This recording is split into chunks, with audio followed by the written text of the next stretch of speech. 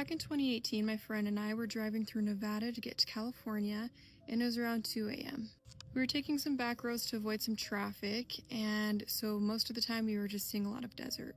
We were thanking the heavens that our gas tank was full because there was no gas stations, there was no towns, there wasn't any other drivers except for one that was right behind us, and they were there for a while. They stayed there for at least 45 minutes. They didn't get closer, they never passed, they didn't really fall back. They stayed right at the same pace the whole time. My friend actually made a joke that we were being followed, and we went around this little bend and we came to a huge chain link fence, and it stretched. It was a big fence. There wasn't any signs, there wasn't any other buildings. You literally couldn't see. There's nothing past the chain link fence that you could see. Our GPS told us that the road continued, but we were stopped at the locked gate. The car behind us, they wound up stopping about 100 yards back, and they had their headlights on just right at our car. We turned around, we started to head back the way that we came, and as we were driving, we saw a dirt road. Our GPS wasn't telling us to go on it, but my friend turned anyways just to see where it would lead us. And the car behind us, they actually didn't follow. They stayed on the main road, which you would think would have made us feel better. For some reason, it just made it feel a little bit worse. Anyways, we kept driving down this dirt road, and we came to this area where there was just a whole row of poles. And on top of the poles were surveillance cameras. There had to have been at least 20 of the cameras, and they were all facing towards the desert, not towards the road, towards us. And my friend turned off the car, and we just sat there staring, trying to figure out what they were trying to surveillance. And that's when our radio came on, and it wasn't music or static. It was a clear voice, and it said, "Turn around." So my friend turned back on his car, and that's what we did. We turned around.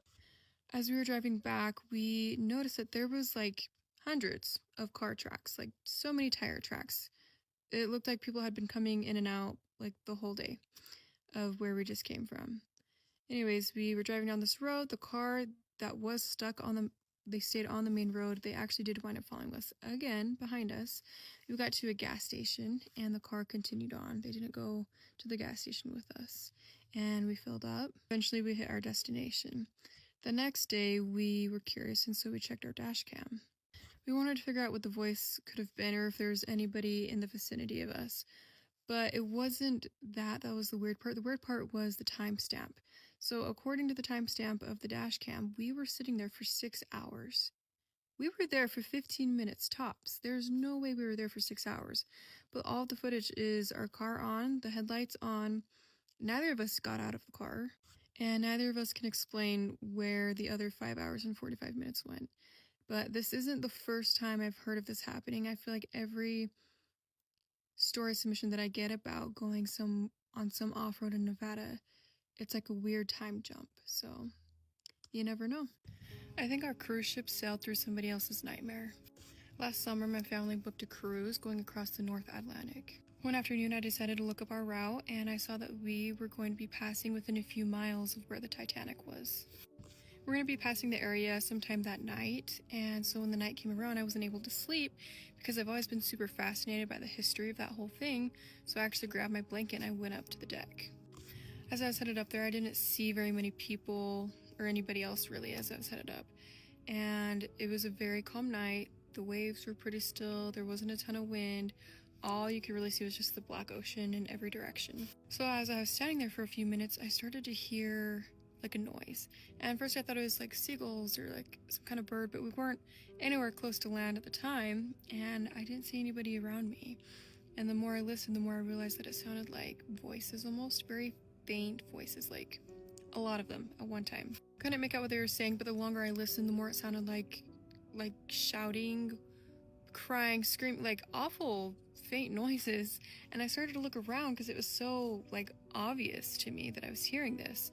And I looked for another boat. There wasn't another boat. There was no helicopter. There were no lights anywhere around us. We were all alone. It was just our ship. And for maybe, I'd say 2 seconds, I feel like the air changed. It got cold. I got chills. I got actual chills. It got so cold. And I heard a woman yell out, and she said, "Please." And then it was silence.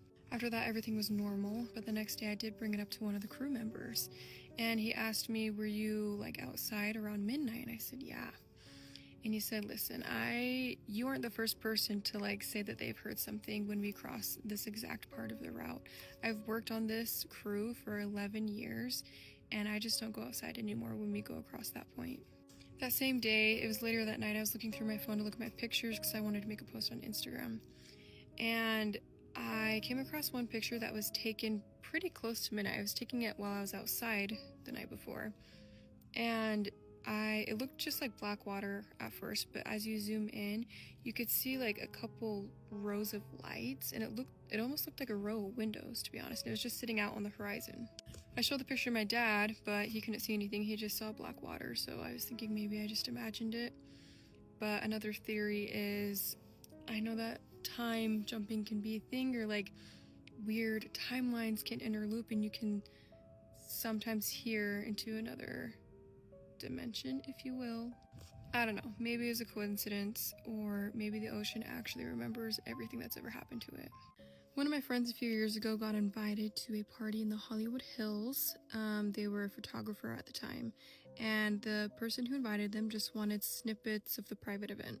The address arrived the same day as the party. There was no name, no details. It was just a location. And as my friend got to the place, they said that it was like a hotel. It wasn't really a home. It was massive. There was huge gates. There was valet parking. There was tons of security, but they said that it was pretty easy to get into this party, and they were a little confused about that. Like, they didn't check like a license. They didn't check for any background info. They literally just asked for his name, saw it on the list, and they let him in. When he got into the party, he said there was maybe like 100 people there. Actors, musicians, influencers. He said that he definitely recognized a few people right off the bat. Something they noticed about this party as well is the phones were intact. Everybody had their phones. It wasn't taken away. And everybody was drinking, talking, taking lots of pictures. But they noticed that nobody was really on social media posting these pictures. Another detail that seemed odd was he noticed that there was clocks everywhere. They were on the walls, they were on the tables. He figured that it was like part of the theme or some kind of party decor, but every single time on the clocks was 11:17, like exactly 11:17. He went and checked his phone, and he noticed that it was 1:43 a.m. And there was a lady at the party who came by him, and she said they never really changed them. And that was that. She walked away. 2 a.m. rolls around, and my friend is going to look for a bathroom. They're going down hallways. They're getting a little lost because it's a huge place. And they find this hallway they're going down is a large like corridor, like it's huge. And they notice that there's these frames up on the wall. And as they're looking at the pictures while they walk down, they notice that it is a picture of the same room in every single picture. The only differences in these pictures were the people in it. It was different decades, different faces, different clothing, but the time remained the same. Every single party had a clock in it, and it was at 11:17. As he was staring at these pictures, a man came behind him, and he said, "Hey, you shouldn't be down here." And when my friend turned around, he said that he was wearing like a suit. He looked like the owner of the house. And the man asked him, "What date do you think that picture was taken?" And so my friend looked back at the frame, and they noticed that there was a date that said 1964. And the guy nodded, and then he told me, "What about that one?" And we went down all of the photos. There was one that was like 1988, another one was 2007. But the weird part is the room never changed. It never got updated. It was the same furniture, same wallpaper. Even some of the people in it, the faces, were familiar, like they were out in the party that was currently happening. Not every single person, but a few. My friend turned around and he said that's impossible because the people looked the exact same in the 1988 picture as they looked upstairs when I was talking to them. And then the man said, "What time is it?" And so my friend went to pull out his phone, and he said that his phone was completely dead, like black screen, wouldn't turn on. And the man said, "That's what I thought." Someone came and they escorted my friend back upstairs. Nobody was rude, but they did get him out of the hallway. As he was being walked out, somebody let him know that his services were no longer needed. They were smiling, they weren't rude about it. But they took him back out to the valet, and he drove home. It was about a 20-minute drive. This is where it gets really strange, though, because they arrived home, and his roommate was there waiting, and he said, "Hey, like, I've been calling you," and they seemed really stressed. And my friend was like, "What's the problem? Like, my phone died. I'm so sorry." And the roommate let him know, "You've been gone for 3 days." My friend charged his phone, and when he turned it back on, he noticed in the camera roll that there was the last picture that he took of the night, and it was at 11:17 p.m., 3 days earlier. The craziest part is when he was looking at the photographs down the hallway, he noticed the very last one was decades earlier, sure, but he noticed that there was a guy in the back that looked an awful lot like him, and he was staring straight at the camera. That's the picture that he was staring at so intently when the guy came behind him and told him that he was not supposed to be in the hallway. Nobody has proof that my friend is telling the truth on what he was saying, but I definitely believe him.